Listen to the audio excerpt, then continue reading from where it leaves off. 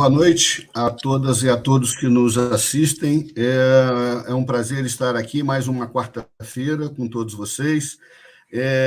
Em primeiro lugar, pedir desculpas, nós tivemos alguns imprevistos aí nas duas, nem me recordo mais, 2 ou 3 últimas quarta-feiras, mas aqui estamos retomando de novo o nosso programa Engenharia Predial, agradecendo sempre ao Sérgio Craveiro, CEO da CONASE, Confederação Nacional dos Síndicos, e da TV Síndico Online, que nos proporciona essa oportunidade de estarmos aqui apresentando esse programa de engenharia predial, cujo objetivo é trazer aqueles que estão na área de engenharia, também síndicos, gestores de condomínio, tudo aquilo relativo à inspeção predial e manutenção predial, né? São assuntos de extrema relevância.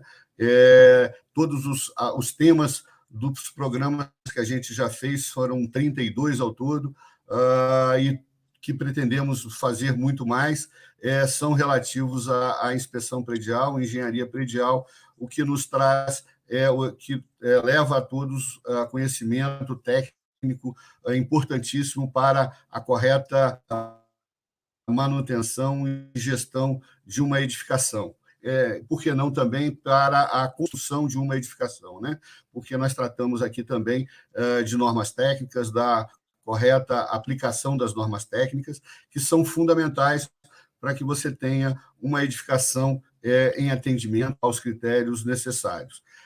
Nesse programa, nós vamos falar sobre sistema sanitário e hidrossanitário, sistema sanitário hidráulico, desculpa. É importante ressaltar que a gente vem comentando e explicando já em vários programas anteriores. Toda a inspeção predial ela deve ser dividida por sistemas. A norma determina que todas as manifestações patológicas de todas as edificações sejam classificadas e constatadas por sistemas, né? Nós temos, ao todo, 28 sistemas numa edificação. O sistema hidrossanitário é um deles, e ele é de extrema importância por tudo aquilo que nós vamos demonstrar hoje aqui. Temos a grata satisfação de estar aqui com o engenheiro Ramiro. Ramiro, ele vai se apresentar mais detalhadamente, mas tivemos um excelente contato à época que ele ficou à frente da Prefeitura Municipal de Vila Velha nessa área de projetos, habits e vistorias da parte do sanitária. Estava me comentando que foram 9 anos, nem vi esse tempo todo passar, né? Mas uma pessoa extremamente capacitada para estar aqui, até esclarecer todas as dúvidas que todos, porventura, quiserem. Nós estamos à disposição, é só entrar no chat aí e fazer os seus questionamentos. Temos uma figurinha carimbada que está sempre conosco aqui, o engenheiro Luiz Araújo, da Excel Engenharia e da Vistopred. Vistopred, aquele aplicativo, ele vai nos auxiliar aí, nos apoiar tecnicamente na questão hidrossanitária, aquilo que interfere, né, na estrutura da edificação, e também falarmos sobre manutenção, e manutenção nos traz ao assunto do aplicativo Vistopred. Por isso é que nós estamos aqui com a presença desses dois engenheiros, todos dois engenheiros civis e com larga experiência na área que atuam, correto? Ramiro, por favor, fique à vontade para fazer os seus agradecimentos, esclarecimentos, dar um breve relato do seu currículo para que as pessoas que nos assistem possam estar lhe conhecendo. Primeiramente, uma boa noite. Agradecer o convite do Maurício, né, para estar participando do programa. Entendo, né, que o assunto é de extrema relevância para o dia a dia, né, do usuário, principalmente, que faz uso, né, da edificação. Sou engenheiro civil, sou formado há 20 anos e há 15 atuo nessa área de instalações hidrossanitárias. Tive a oportunidade de trabalhar, né, como professor, né, atuando nessa disciplina em instituições de ensino e também em órgãos públicos, tanto na questão de análise e aprovação de projetos como o Maurício relatou na inicial. Pretendo, né, humildemente colaborar, né, com o programa, com qualquer dúvida que tenha, né, se eu puder esclarecer, e estamos às ordens. Eu agradeço mais uma vez aí o convite, Maurício. Obrigado, Ramiro. Luiz, está com a palavra. Obrigado. Boa noite, pessoal. Boa noite a todo mundo aí. Já venho de vez em quando aqui no canal, mas não custa relembrar. Trabalho com estrutura há 12 anos. A gente dá aula aqui em mestrado, pós-graduação, falando de estrutura. A gente faz laudo estrutural aí, onde a gente vai verificando muito essas questões que a gente vai falar um pouco hoje, de quebrar, furar, estragar os elementos estruturais, né? Dentro dessa concepção que a gente vai trabalhar. E no finalzinho a gente vai falar um pouco aí do aplicativo Histopred, que só vai corroborar com todas essas informações que a gente vai estar passando aqui para vocês. Também, da mesma maneira que o nosso amigo aí, a gente se coloca como especialista na área de estruturas e também um pouco na área de manutenção, para qualquer dúvida que eventualmente venha tendo aí durante a live. Obrigado, Luiz. Lembrando sempre, o Instagram de todos que participam está sempre embaixo aí do nome indicado. O da Ceuto é o @CeutoEngenharia.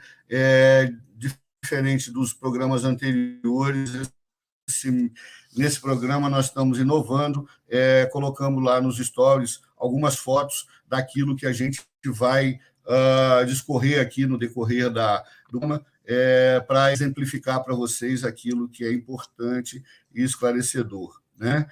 Então, a qualquer momento que houver qualquer dúvida, nós estamos à disposição, é só solicitar. A engenheira Leonita, que trabalha comigo nesse outro, ela está aí nos bastidores, o Sérgio Craveiro também está nos dando apoio hoje, e aí a gente está à disposição. Bom, para início, como todo projeto, como todo trabalho de engenharia, né, e quando se aplica efetivamente uma engenharia correta, e aí a gente ouve sempre uma história de que o japonês passa não sei quantos anos planejando para depois executar num prazo muito curto, né? Mas efetivamente o objetivo é esse, né? Precisa de planejamento e de projeto, né?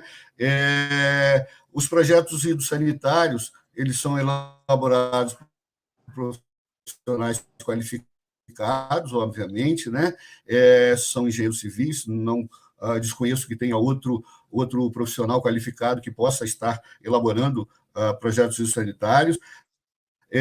E após o projeto elaborado, ele deve ser levado à prefeitura do município, onde a obra vai ser executada, para que a prefeitura, né, juntamente com o projeto arquitetônico, faça também a aprovação do projeto, né? Nesse tema, o Ramiro é o especialista. Explica para a gente, Ramiro, planejamento, projeto, aprovação, essa sequência para que as pessoas possam entender. Bom, primeiramente, né, quando você tem a ideia de se consolidar, né, aquele sonho de uma obra, busca-se profissionais para estar atuando, né, na elaboração de projetos. E o projeto em si, ele não tem devido valor, considerando que existe um custo. E esse custo, às vezes, não é contabilizado pelo usuário, porque ele entende que esse custo que ele vai gastar para executar a obra já é aquele custo que ele considera o principal, e que não existe esse valor para projeto. Obrigatoriamente, você acaba tendo que aprovar um projeto arquitetônico para licenciar sua obra. E algumas prefeituras você tem também a aprovação do projeto hidrossanitário. Basicamente, você aprova um projeto arquitetônico dentro da legislação aí de cada município, e após essa aprovação, aprova-se também o projeto hidrossanitário. Existem casos que esse projeto hidrossanitário, às vezes, é aprovado até com a obra pronta, por questões até do proprietário, até do profissional que está, né, fazendo essa orientação, para o proprietário não comunicar ele, fica aquele jogo de empurra, e o projeto tem que ser elaborado com obra pronta. Basicamente é isso. Então, assim, basicamente você aprova, porque a prefeitura faz essa exigência, né? Vamos dizer assim, para você licenciar a obra, né? Para atender os índices urbanísticos, a questão de uso e ocupação do solo. E, posteriormente, você aprova o projeto biosanitário. Você não consegue aprovar um projeto biosanitário se não tiver uma arquitetura aprovada. A base, né, dos projetos complementares, aí a gente também fala do projeto estrutural, aí, que é a atuação do Luiz, né? A base é a arquitetura. Se nós temos uma arquitetura, aí a gente pode estar posteriormente elaborando, né, os projetos complementares. Aí você tem as instalações, estrutural, enfim. E é importante ter essa sinergia entre os profissionais ali atuando em conjunto para você evitar qualquer tipo de falta de compatibilização de projeto. Às vezes você tem que a compatibilização dos projetos é importantíssima, né? Você tem que passar uma instalação e aí você tem um elemento estrutural e cada elemento estrutural tem a sua devida atuação dentro do corpo da construção, né? Então ele não está ali de enfeite, não está ali para gerar um custo a mais, né? Foi feito um estudo, foi feito um cálculo, então tudo tem que ser respeitado. Mas como mais uma vez, né, o projeto ele não tem o seu devido valor durante a obra e consequentemente você faz às vezes aquela questão do atropelo.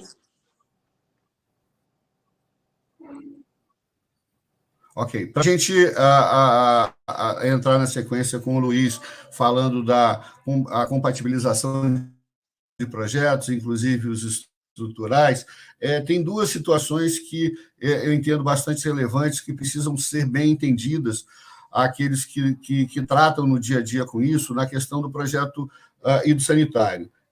Eu, certa vez, já até fiz algumas perguntas sobre isso a você, mas é importante que todos tenham conhecimento de que o volume de reservatório de água, que contempla não só o uso da água no dia a dia da edificação, mas também reserva técnica de incêndio, ela precisa estar prevista e bem detalhada, não só a nível de arquitetura, mas também de projeto estrutural. Correto, Ramiro? Isso, na verdade, passa por um cálculo que previamente tem que ser feito por quem vai fazer o projeto de sanitário. Perfeito. O que ocorre? Quando você trabalha em grandes empreendimentos, em empreendimentos residenciais, uso misto, você vai ter esse cálculo, né, dessa reserva técnica de incêndio, que é de acordo com a norma do Corpo de Bombeiro, que vai ser atrelado ao uso da edificação, porte, enfim. E tem a questão também do consumo, né? E esse cálculo, esse volume, né, geralmente você tem aí uma concentração significativa no reservatório superior, e aí é aquela máxima que a gente fala, os projetos eles têm que se conversar. Então, você tem que passar essa informação para o calculista, né, para estar se fazendo esse conjunto de informações se tornar um projeto só, né? Projeto atuante, né? Não ser... Porque o papel aceita tudo. Mas na prática não é assim que funciona. Exato. E aí, como exemplo, para as pessoas acharem que isso não é só a norma, né? E norma, óbvio, às vezes não precisa ser utilizada. Eu fui contratado para elaborar um laudo de inspeção no prédio, que, por acaso, inclusive, na época eu morava nele, ali no Parque das Castanheiras, na Praia da Costa, e havia uma reclamação constante de falta d'água, né? E as pessoas relacionavam a falta d'água sempre ao fim de linha o posicionamento da rede de água que atendia esse prédio. E a elaboração do laudo, a gente fazendo as inspeções, verificamos que o projeto da caixa d'água, que inicialmente tinha sido previsto do reservatório superior, que tinha previsto para uma altura de 2 metros de água, né? Na verdade, na hora da execução, a empresa tentou economizar ou não quis perder muito tempo, reduziu para 1,20 m, né? E a reserva de água do condomínio ficou muito inferior ao projetado, até porque na reservatória superior é que você tem lá o volume de reserva técnica de incêndio, né? E isso está gerando, isso foi demandado contra a incorporadora, essa ação ainda está em curso, não teve uma solução ainda, mas, tecnicamente, Luiz, aproveitando o seu conhecimento estrutural, hoje, a ter que acrescentar área ou acrescentar um pedaço de altura numa caixa d'água é quase impossível, correto? Bom, se foi previsto no projeto original e só não foi executado, é super possível, né? O problema é se esse erro veio de projeto, né? Vamos dizer assim, o dimensionamento da caixa para o volume que tinha que ser necessário. Foi passado errado para o projetista, por exemplo, e ele calculou a caixa para essas dimensões que está lá. Aí, de fato, esse acréscimo de carga tem que se fazer uma verificação, principalmente tendo em vista as fundações, que é onde essas cargas vão chegar com maior significância, né?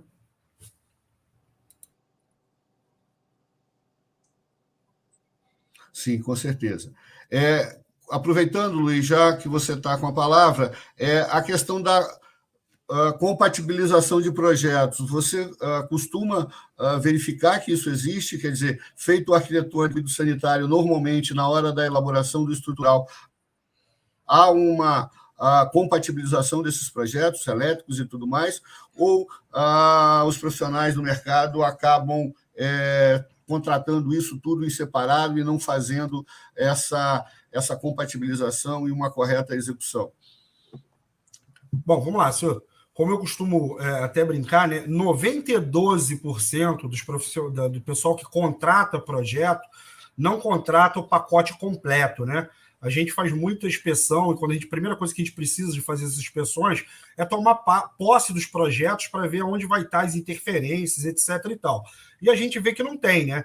Raramente tem um projeto de impermeabilização, projeto de fachada, principalmente aqui no estado, é um bicho de 7 cabeças que quase a gente não vê. O projeto do sanitário a gente até encontra, mas assim, você vê que não está com aquela qualidade, tá? A única coisa que eu acho que a gente vem somar aqui é a tecnologia BIM que vem surgindo, e isso, de fato, pode ser que acabe mudando um pouco essa linha de pensamento, né? Desde o início de 2021 para as licitações, já é ponto favorável a quem participa os projetos BIM federado, né? Ou seja, o projeto federado é aquele projeto BIM que tem que estar com todas as escalas pontuadas, ou seja, o projeto arquitetônico tem que estar falando com o estrutural com as instalações e assim sucessivamente, tá? Então, dentro da tecnologia BIM, a tendência de se melhorar.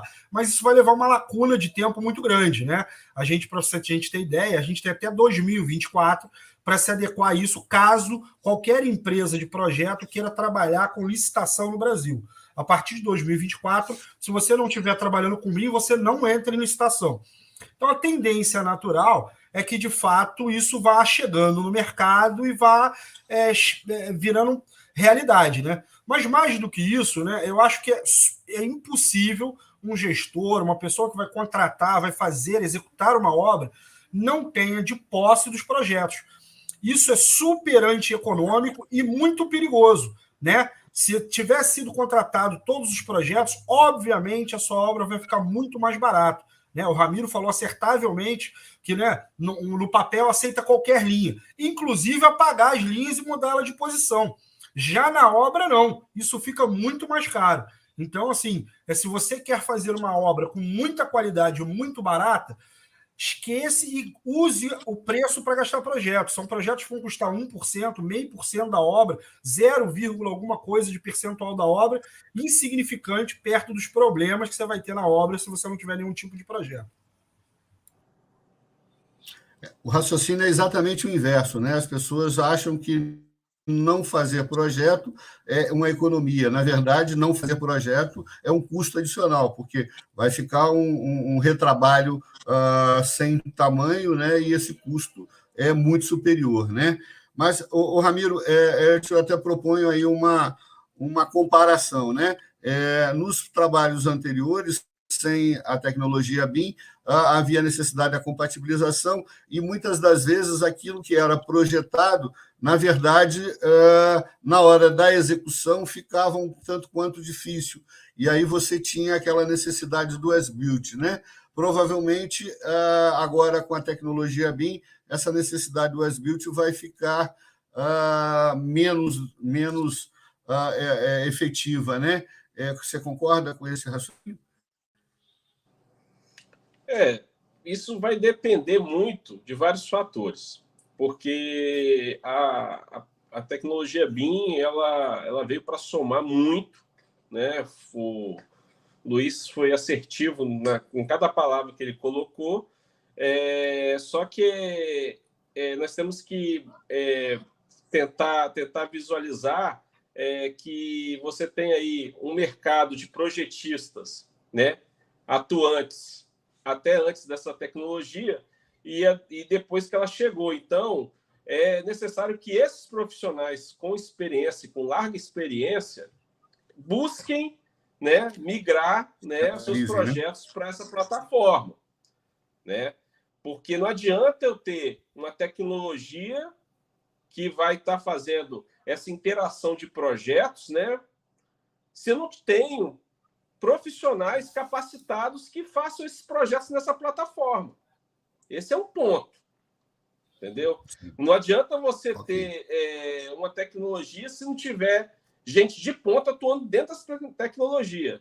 Só para deixar claro que eu sou super a favor da plataforma BIM, chegou para ficar, economiza esse trabalho, só que não adianta botar pessoas sem expertise de projeto, e aí o Luiz sabe o que eu estou falando, o Maurício também, para atuar numa plataforma que é mágica, só que o cara tem que saber fazer projeto.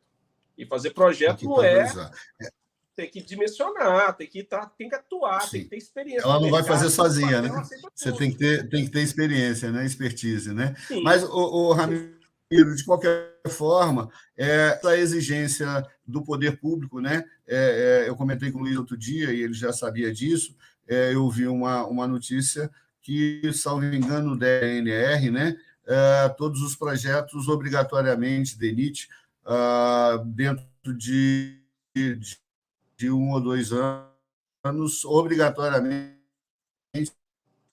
tem que ser dentro dessa plataforma, né? Então, inevitavelmente, os profissionais que estão no mercado, eles vão ter projetos, né? Aí fica uma lacuna, correto? Sim. Bom, aproveitando, voltando ao Luiz, uma das situações que nós temos muito, e principalmente quando nós não temos essa compatibilização de projetos, é a necessidade de fazer furos nas vigas, né? Normalmente nas vigas, lajes, também constantemente, né? Se você não tem um posicionamento correto dos pontos na hora que você está fazendo a marcação da laje, vai ter problemas sérios de posicionamento. Você marca, deixa o vazio, quando for fazer a marcação correta, o ponto está em lugar diferente, e aí você tem que fazer estrago maior na laje ainda, né? É mais sério quando os furos para as instalações precisam ser feitas nas vigas, e aí, aproveitando a deixa aí, tem lá uma foto que nós colocamos no story lá, que mostra exatamente esses furos, como têm sido feitos, né? E aí o Luiz poderia orientar tecnicamente aqueles que não planejaram e precisam furar, e aqueles também que estão planejando e podem já antecipadamente fazer esses furos previamente, deixar na hora da concretagem. Luiz, por favor. Beleza, vamos lá. Então, acho que eu vou começar um pouquinho ao contrário, mas vamos lá. Quem não planejou o furo, primeira coisa, planeje, né? Porque senão a gente não vai ficar aqui sempre tampando buraco. Então, a gente tem de cara deixar isso muito claro. Muitas vezes a gente manda o projeto e fala, rapaz, eu não executei o projeto igualzinho, agora eu estou precisando fazer um ajuste, como é que faz? Mágica a gente não faz. Se a gente fez o projeto, é para seguir da ponta da risca, e se tiver dúvida, é para ser consultado, é assim que funciona, tá? Mas voltando um pouquinho, o que o Ramiro falou da tecnologia BIM, eu concordo também 100%, vamos ficar concordando um com o outro aqui por enquanto, graças a Deus. Mas é o seguinte, eu acho que toda tecnologia é bem-vinda, mas tem que ser aplicada com técnica. E para técnica tem que ter o técnico.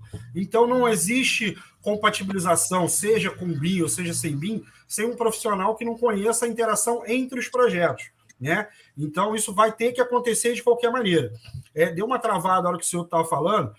Outro, só a título de informação, a partir de 2024, no território brasileiro, quem quiser participar de licitação tem que estar dentro da tecnologia BIM e ponto, tá bom? Não importa o órgão mais não.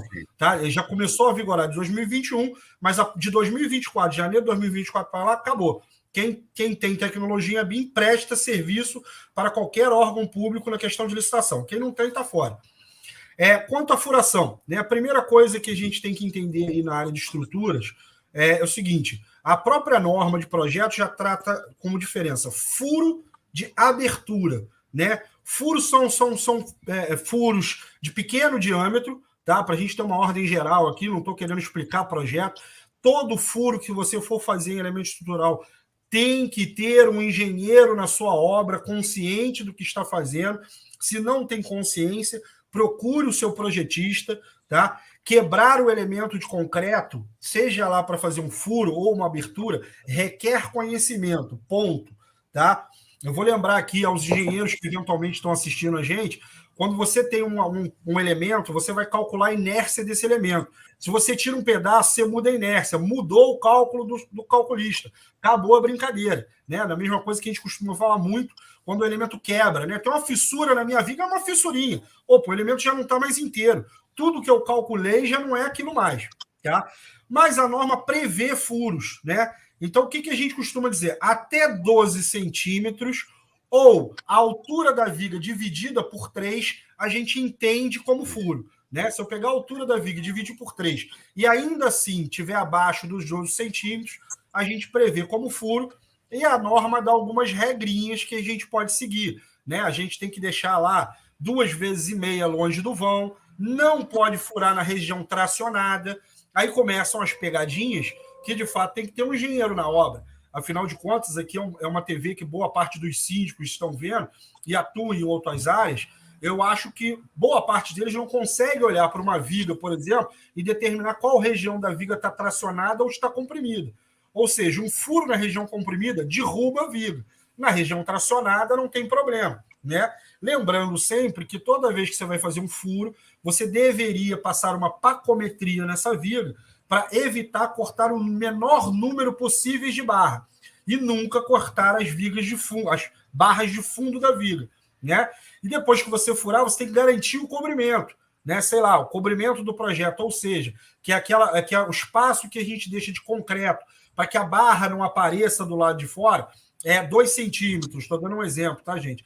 Você tem que botar 2,5 vezes isso no caso do furo. Ou seja, você tem que fazer um furo muito grande para passar uma tubulação pequenininha, para você garantir o cobrimento das ferragens que você vai furar. E aí você vai começar a ver que o 12 centímetros vai viabilizar talvez um tubo de 75, não vai viabilizar um tubo de 100, e hipótese alguma, um furo é passar um tubo de 150. Ou seja, se você for fazer um buraco maior que 12 centímetros, você já está falando de abertura, e abertura, a norma prevê que tem que ter reforço estrutural ou ferragem adicional, se por acaso a sua viga ainda não foi concretada. Tá? Então, esses são os alertas aí principais, mas depois a gente pode ir dando outros aí, senhor. Ok, Luiz. Vamos lá. Considerando que temos um projeto bem elaborado, uma execução correta, né, atendendo às normas, vamos entrar na parte de operação, né, da edificação. Isto é, a partir do momento da entrega, toda a edificação passa a ter a necessidade de manutenção. É aquilo que a gente repete sempre para os síndicos, os gestores de condomínio, né? Ramiro, o que você pode nos dar de experiência a nível de manutenção dos sistemas de hidrossanitários, né? Eu posso adiantar para vocês alguns itens que, inclusive, nós colocamos aí as fotos. Primeiro são aquelas fixações das instalações, né? Que, como nós temos uma oxidação muito grande, né? Uma maresia, para falar em termos técnicos mais simples, muito grande. Essas fixações, suporte de tubos, normalmente, quando a gente faz vistorias, elas estão todas comprometidas, né? As questões de regulação da válvula redutora de pressão, normalmente a gente tem problemas com isso, a gente identifica ou pressão de mais ou pressão de menos, válvula fazendo barulho, resto de plástico da impermeabilização da caixa d'água lá, comprometendo a tubulação. Recentemente, num caso, inclusive, que a própria Excel fez lá um estudo bastante detalhado da estrutura da edificação, nós identificamos que a empresa, uma das maiores, se não a que foi uma da maior construtora do Estado, substituiu o tubo de ferro galvanizado que deveria ser para a água, utilizou o tubo de eletroduto. Isto gerou a gente está chamando de encrostação, porque eu nunca vi nada semelhante. Houve uma encrostação dentro desse tubo, prédio com 4, 5 anos, a tubulação de ferro praticamente ficou totalmente entupida, e várias outras situações que a gente vê no dia a dia, mas seria importante entender primeiro com o Ramiro o que ele pode nos dar de experiência com relação à manutenção correta do sistema hidrossanitário. Bom, primeiramente, né, aproveitando o gancho, né, só para a gente ter um encaixe, né, do assunto, né, há uns anos atrás foi feito um levantamento pelo Sinduscon São Paulo que 75% das patologias em construções eram decorrentes das instalações hidrossanitárias, né? E partindo desse princípio, né, eu elenco aí 4 pontos que geram, né, essas patologias, né? Falha de projeto, falha de construção, qualidade de material e o uso nessa operação, né? Então, a gente já falou bastante sobre, né, falamos já alguns pontos de projeto, né, e puxando para essa pergunta que o Maurício colocou, dessa manutenção, é primordial ter essa manutenção preventiva. E nós temos, né, como brasileiros, aquele hábito, né, de estar se fazendo só manutenção quando dá problema. Isso, o custo fica muito maior. Por isso que é necessário você estar fazendo sempre a inspeção de todos os equipamentos. Aí você tem o sistema hidráulico preventivo, você tem a questão vamos dizer assim, corpo integrante da instalação de prevenção e combate a incêndio, mas o vencimento dos extintores. Da mesma forma que se trata as instalações de prevenção e combate a incêndio, a gente tem que tratar também as demais instalações. E aí, as instalações hidrossanitárias tem válvula redutora de pressão, fazer essa vistoria, né, preventiva, né, do equipamento, essa regulação de pressão, ver como o seu equipamento está se comportando, se está emitindo ruído. Se está emitindo ruído, já é um sinal de alerta que você tem que fazer algo, né? A questão do uso e lançamento, né, do efluente que é gerado pela edificação, né? E o que você vai estar lançando, né, nas suas instalações, porque tem casos, né, e falando da operação da edificação, de usuários que dão descarga em tudo, né? Em lenço umedecido, em fralda, absorvente. E isso não foi feito para ser lançado nas instalações hidrossanitárias, causando entupimento e, consequentemente, né, dor de cabeça para o usuário. Então, é aquela questão da educação que é fundamental. Muitas das patologias que ocorrem em edificações, uma delas é a operação e o uso. E isso tem que ser tratado. Então, assim, lógico, você tem que fazer toda a observação, né, a questão do projeto, dimensionamento, o uso, a pressão adequada nas peças de utilização, né, para o usuário fazer uso com conforto, né? Às vezes você está chegando no final do dia, vai tomar um banho, não tem a pressão suficiente para você tomar um banho, né? é aquele momento que você tem todos os usuários, né, dentro da edificação, que hoje nós ficamos mais fora de casa do que dentro. Então, você tem toda essa questão aí que tem que ser observada. Então, com o uso, você vai observar se a situação está funcionando adequadamente. E com o decorrer do tempo, né, aí cabe, né, tá se observando esses pontos e sempre fazendo essa manutenção, essa vistoria preventiva. Até contrata um profissional que faça essa função, porque isso não é um custo, vamos dizer assim, grande comparado a você ter que fazer uma reposição de equipamento. Entendi. Ok. Luiz, aí a gente traz para dentro da conversa o aplicativo Vistopred, né? Você tem nas instalações hidrossanitárias caixas d'água para ser limpas periodicamente, né? Salvo engano, 6 meses. Tudo isso, desculpa, só complementando, caixas de gordura, caixas de esgoto, caixas de passagem, né? Quando não executadas corretamente, também geram complicadores, mas, considerando que foram executadas corretamente, elas têm uma periodicidade de limpeza, né?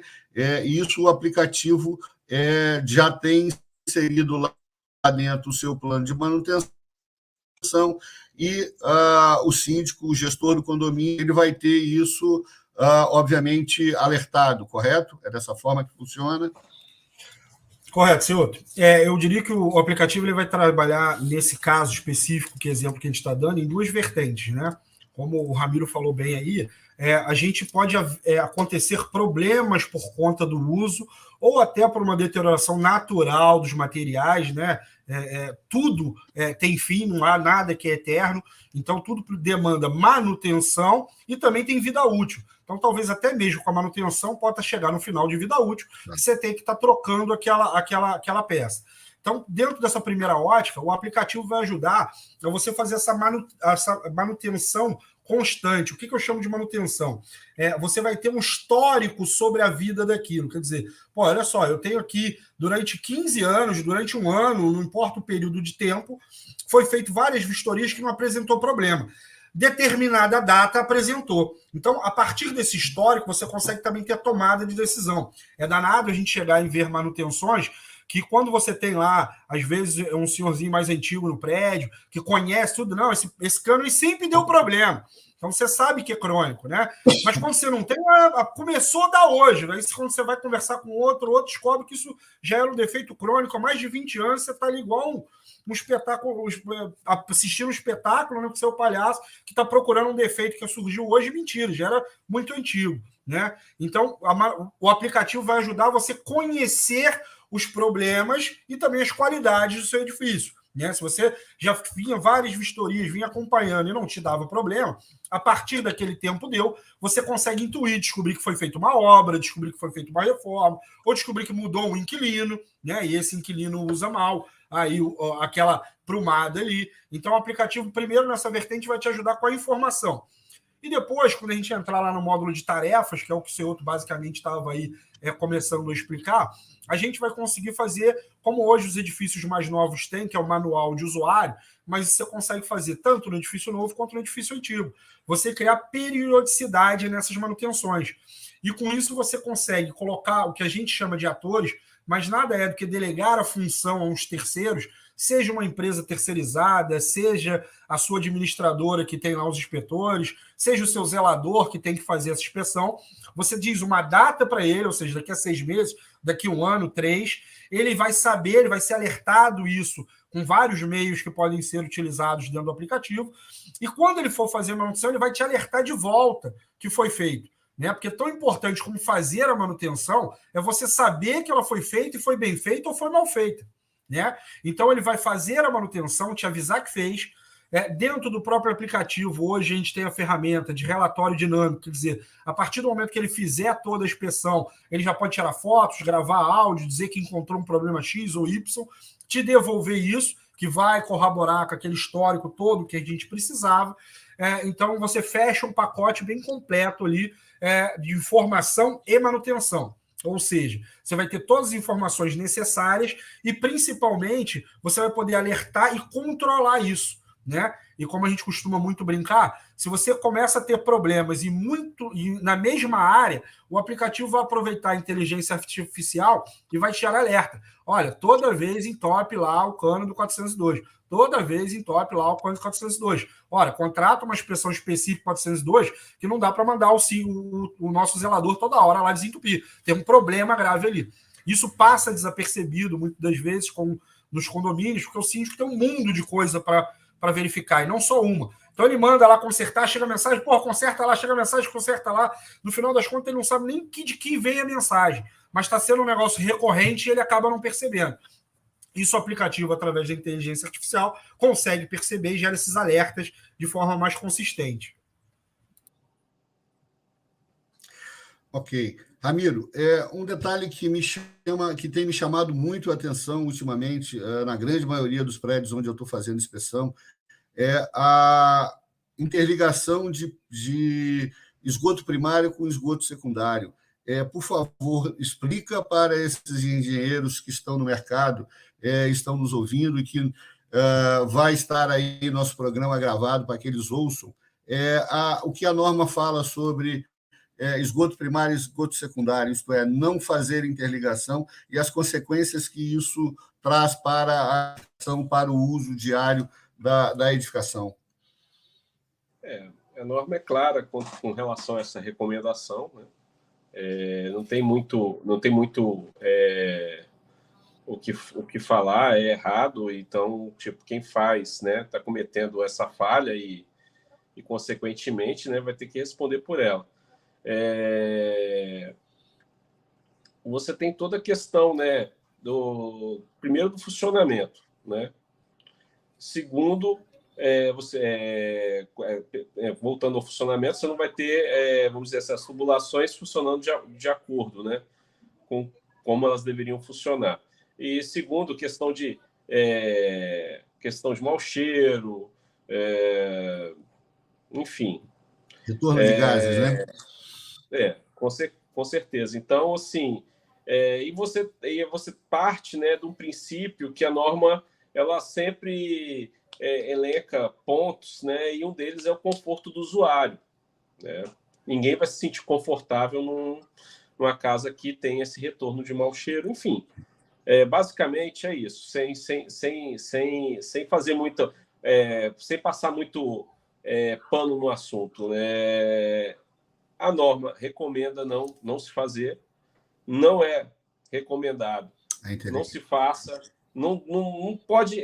O grande problema das instalações hidrossanitárias é que elas não têm o seu devido valor, né? E acaba que sempre se faz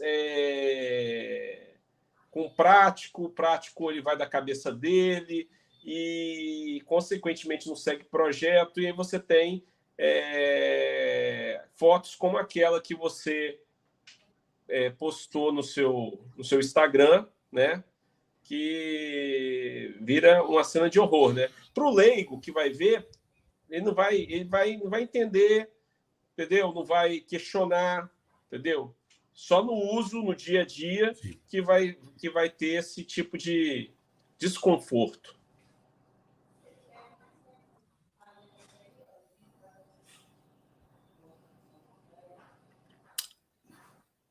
E amigo, está me ouvindo? Oi.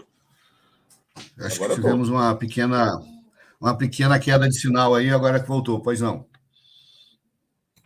Eu concluí o assunto, não sei que parte que você não ouviu.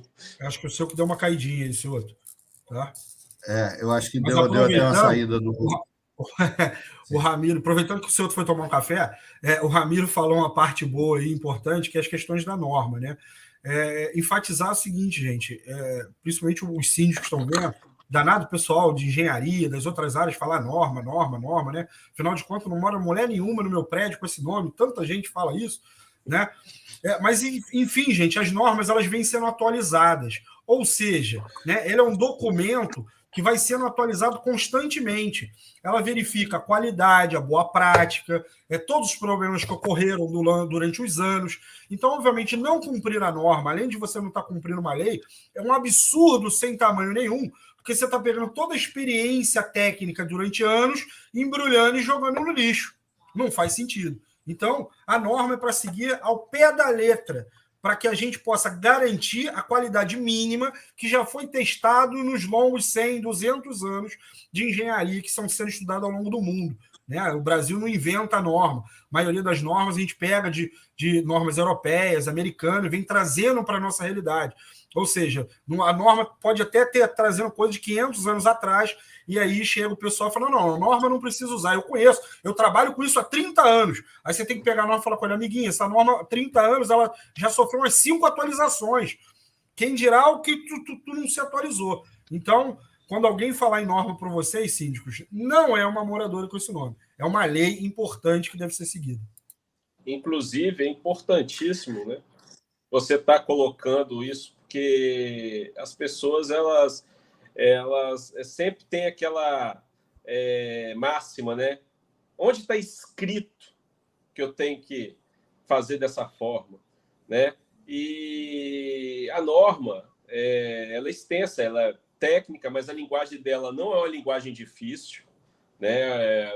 Os autores, eles, lógico, tem termos técnicos que não vão ter como fugir deles, mas a norma tem uma leitura fácil, né? Não é uma leitura, né, bicho de sete cabeças.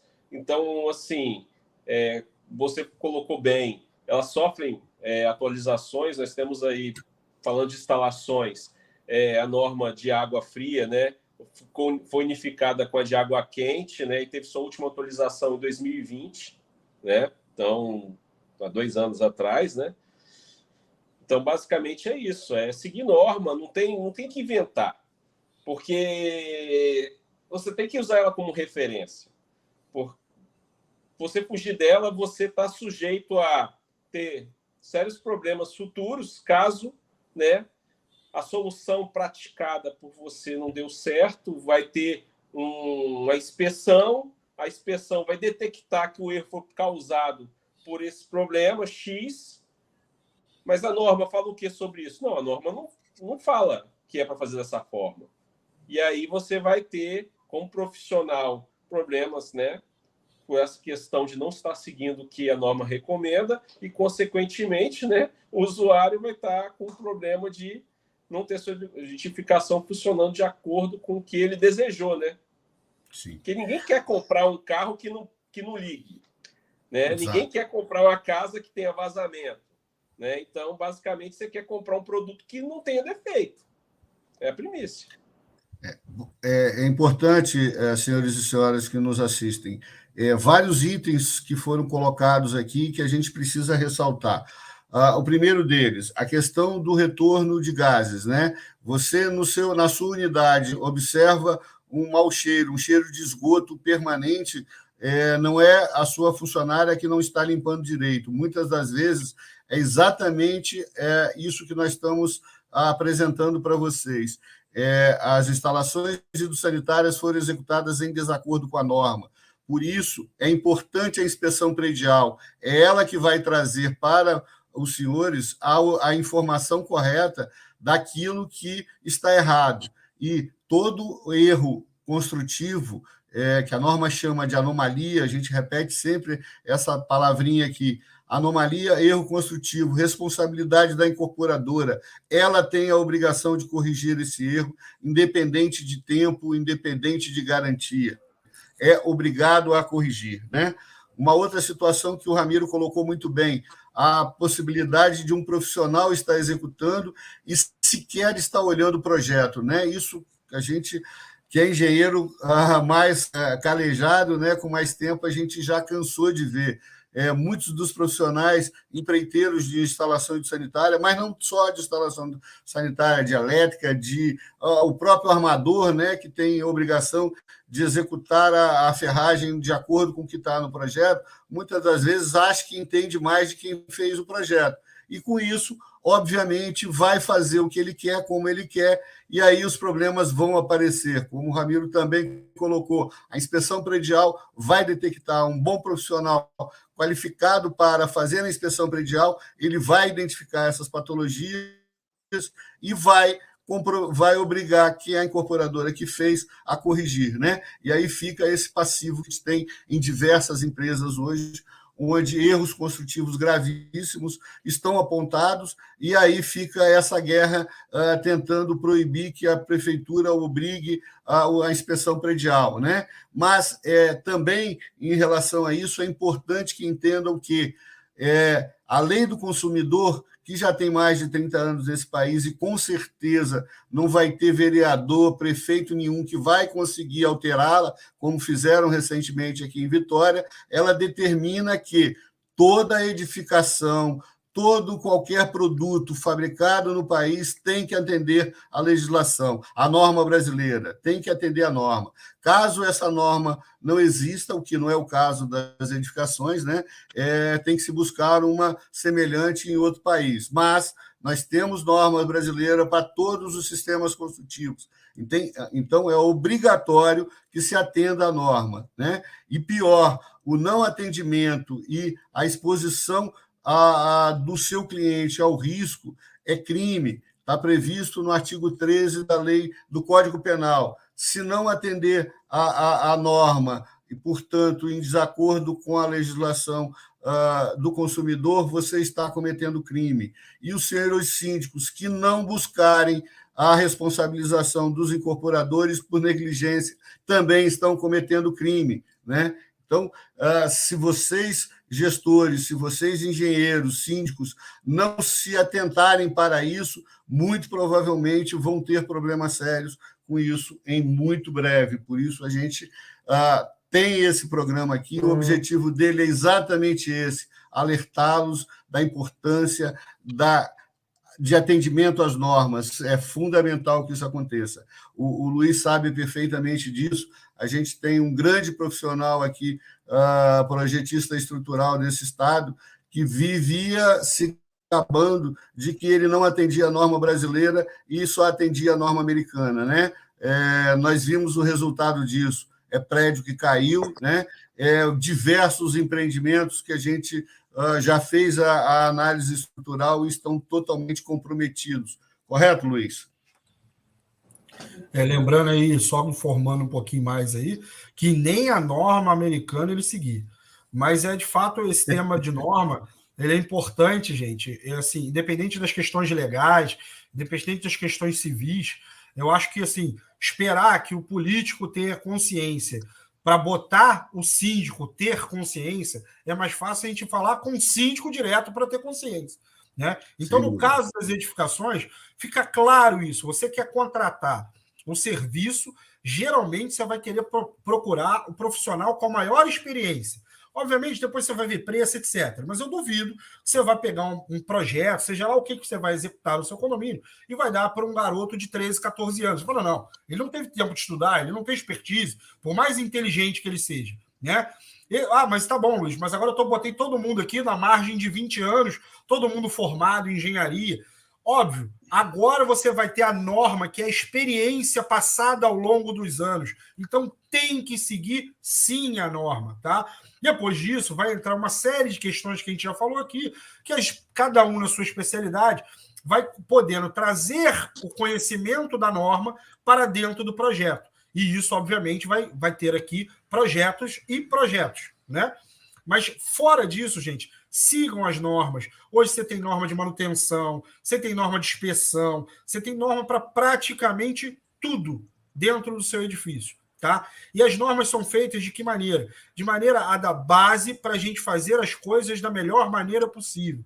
E sempre que é identificado um problema que é comum, as normas se atualizam e vêm aqui trocar e ajustar isso. Ou seja, se seu profissional diz que não precisa seguir a norma, ele está desatualizado e por isso a experiência dele foi ralo abaixo. Ou seja, ele vai saber somente o que ele sabia 10, 15, 20 anos atrás, se é que sabia, né? Porque se hoje ele não quer usar a norma, quem diz que ele usou um dia, né? Infelizmente, é o que a gente vê todo dia nas inspeções prediais, né? As fotos que a gente postou aí são um bom exemplo disso, a necessidade, desculpa, de que vocês tenham a atender a norma, né? E veja, parece elementar, mas é muito simples. Atender a norma significa que você precisa conhecer a norma. E aí é muito papel, é muita documentação para você analisar, mas, infelizmente, é a necessidade. Não adianta você, engenheiro recém-formado, achar que vai conhecer normas, que vai ter experiência na construção civil com 2 ou 3 anos, que, infelizmente, eu não quero desmotivar aqueles engenheiros recém-formados, mas a gente que está há 38 anos formado já tem certeza absoluta de que a experiência na construção civil ela vem com muitas obras concluídas, né? A gente vê diversos profissionais hoje elaborando laudo de inspeção predial sem nunca ter colocado o pé numa obra. Ora, como é que você vai identificar a causa de uma patologia se você nunca executou uma obra, você não tem uma edificação onde você possa espelhar, comparar e determinar causas, né? Lembrando sempre, a responsabilidade decorre da causa. Se você não sabe identificar a causa, você não tem como determinar quem é o responsável. E isso necessariamente precisa acontecer, né? Bom, Ramiro, mais alguma coisa para colocar? Nós temos como o Ramiro já tinha alertado, a pauta que eu fiz para o programa, ela excede pelo menos umas 2 ou 3 horas, né? E hoje nós temos esse jogo aí que está nos pressionando aqui na cabeça, né? Em que pese não sou nem flamenguista, nem corintiano, nem gosto de futebol, sinceramente não vou. O Sérgio já está lá torcendo, desesperado, apavorado com o Corinthians dele, mas a única... Ô, Sérgio, eu vou lhe dizer o seguinte, eu vou torcer por você, porque o único prazer que eu tenho é quando o Flamengo perde e eu posso zoar meu filho. Eu vou sair da live, protesto ao vivo, hein? Bom, mas eu vou propor ao Luiz, ao Sérgio, ao Ramiro e à Leonita, da gente fazer uma segunda parte desse programa. Nós temos problemas seríssimos com relação à qualidade material, tubos de cobre utilizados de forma com especificações incorretas, água quente que começa a vazar para tudo quanto é lado, tubos de ferro galvanizado, como eu já mencionei, onde se utiliza o ferro para eletroduto, nós temos as caixas sifonadas de banheiro instaladas onde deveria ser ralo ou sem sifonamento, também dá o retorno do mau cheiro, né? Do cheiro ruim que nós tivemos, e diversas outras situações. Nós temos aquelas edificações mais antigas, né? Em que pese aqui em Vitória ainda não são tantas, né? Rio, São Paulo, nós temos edificações muito mais antigas, mas que foram executadas com tubo de ferro galvanizado, onde o tubo já está completamente oxidado e a instalação está toda comprometida. Nós temos vasos sanitários que a norma determina hoje que obrigatoriamente precisam ser caixas de descarga, né, e não mais válvulas, como antigamente, mas eu acabei de entregar um laudo em Guarapari, com um prédio com 5 anos, e lá foi instalado a válvula de descarga em total desacordo com o atendimento, aí não só de norma, mas também legislação. Nós temos a questão da individualização das instalações hidrossanitárias, né, que há tempos não era feito, e hoje isso acaba gerando um consumo de água importante para a natureza, para a humanidade. Então, a minha proposta é que a gente volta com uma segunda parte desse programa na próxima semana, se o Luiz e o Ramiro assim o aceitarem o convite, e aí eu dou o tempo que o Ramiro quiser para fazer as suas considerações, depois o Luiz e os agradecimentos. Por favor, Ramiro. Primeiramente, agradecer aí, foi um prazer, né, estar participando do programa, agradecer ao Maurício aí. Prazer, Luiz. Como eu falei anteriormente, né, a gente trocou as mensagens, eu falei que o assunto é amplo, né? E aquilo que você colocou, né, de proposta acabaria escapando para 2, 3 programas. O assunto é diverso, é relevante. Nós vamos estar colocando, né, os pingos nos is, né? Na questão das instalações, né? E em sinergia com as estruturas, né? Porque é fundamental. A construção não fica em pé sem estrutura, ela não funciona sem as instalações. Simples. Então, fica aceito aqui o convite, só marcar e dizer que estou à disposição aí para qualquer outro esclarecimentos. Muito obrigado. Luiz. Bom, também agradecer aí o convite, estamos juntos na próxima. Prazer conhecer o Ramiro aí, né? A gente nunca conhece tudo de todas as áreas, por isso cada um tem sua especialidade. Eu acredito que ele não conhece tão bem a norma de projeto, eu pouco conheço a norma de instalações, vou aprendendo aqui também, hoje já aprendi algumas coisas, é sempre bom. Só enfatizar, o Ramiro falou uma coisa no início, eu deixei escapar e queria formar. Ele falou que os projetos hidrossanitários não são levados em consideração como deveriam. Então, aproveitar e alertar os seus síndicos que a maior degradação que acontece na estrutura de concreto é a água passando pelo concreto. Ou seja, cuide muito bem da sua instalação hidrossanitária. Tá? E para tirar o sorriso do rosto do Ceoto, eu vou finalizar sempre como eu finalizo, né? Quem não escuta, cuidado, escuta, coitado. Então, cuidado com a obra de vocês. Vamos ter juízo. Sem dúvida, é importantíssimo. Amanhã a gente está postando uma matéria sobre incêndio, né, em edificações, que, por consequência, a questão do projeto estrutural é fundamental para que sinistros não possam causar catástrofes. Nós vamos estar divulgando essa matéria, mais à frente a gente vai fazer um programa mais específico sobre isso, mas eu recomendo que leia com atenção tudo aquilo que tanto o Luiz quanto eu ressaltamos nessa matéria que nós vamos estar divulgando amanhã sobre riscos, né? O Ramiro disse que já não mora mais em Jardim Camburi, mas foi uma fatalidade lá que causou um dano terrível à estrutura da edificação. É importante que as pessoas entendam o risco que correm quando você mora num prédio onde o projeto estrutural daquela edificação não atende às normas, onde, em caso de sinistro, você não vai ter tempo de sair, né, rota de fuga, que é aquilo que a gente chama, pela rota de fuga, e evacuar o prédio no tempo mínimo previsto por norma. Então, tudo isso, em suma, retrata a questão da vida, né, da segurança daquele que mora numa edificação. Por isso, a gente tem muita preocupação, insiste, briga com o prefeito, briga com o vereador, com o presidente da Câmara, que faz essas leis malucas, atendendo interesses de incorporadores, e aí eu não tenho a menor dúvida de estar aqui botando a cara, me comprometendo com essas informações, mas que são muito claras.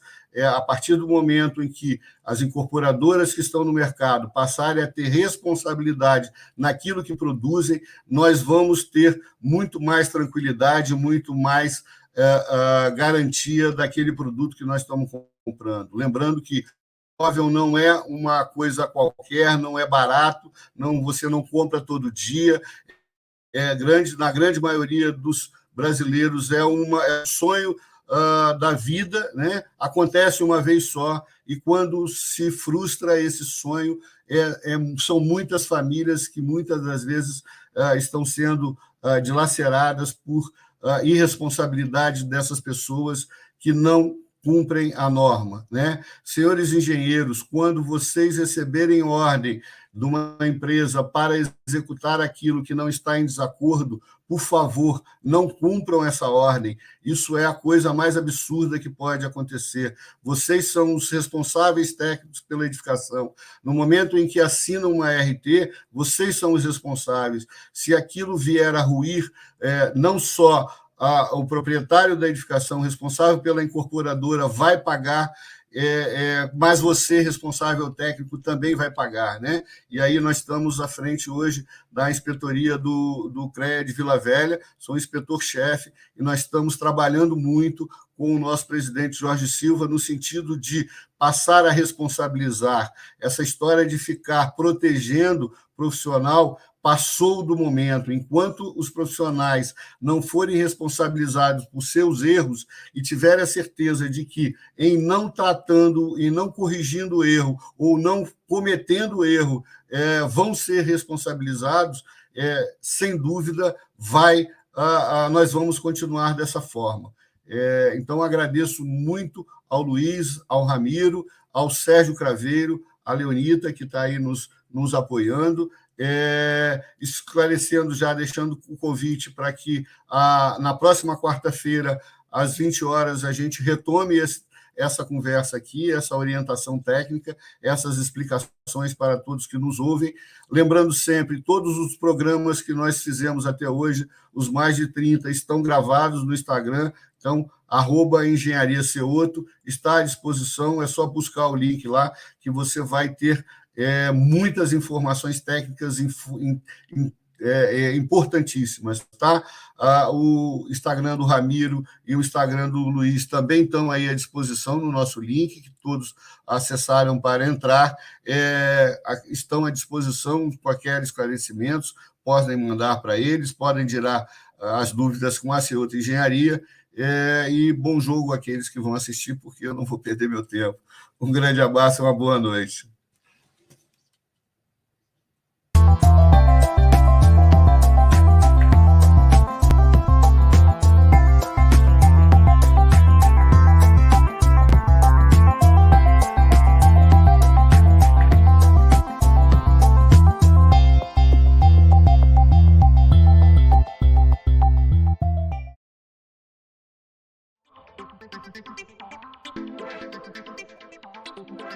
Thank you.